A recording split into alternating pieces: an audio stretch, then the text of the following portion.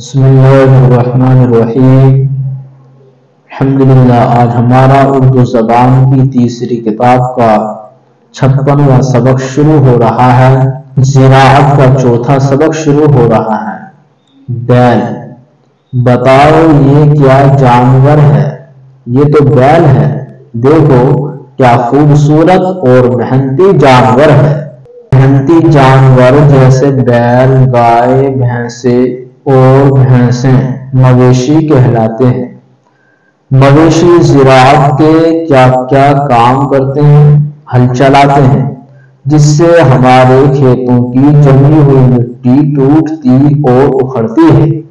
सरावन चलाते हैं जिससे बोए हुए खेतों की मिट्टी टूटकर बारीक होती और दबती है। खेत चौरस हो जाता है।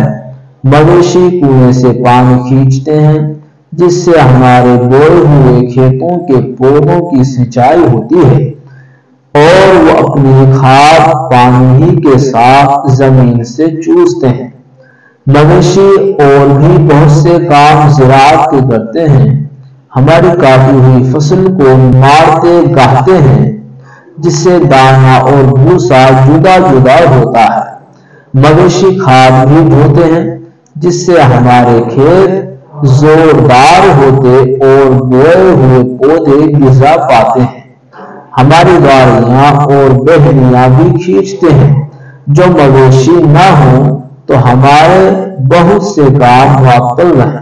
अल्हम्दुलिल्लाह। आज का हमारा सबक मुकम्मल।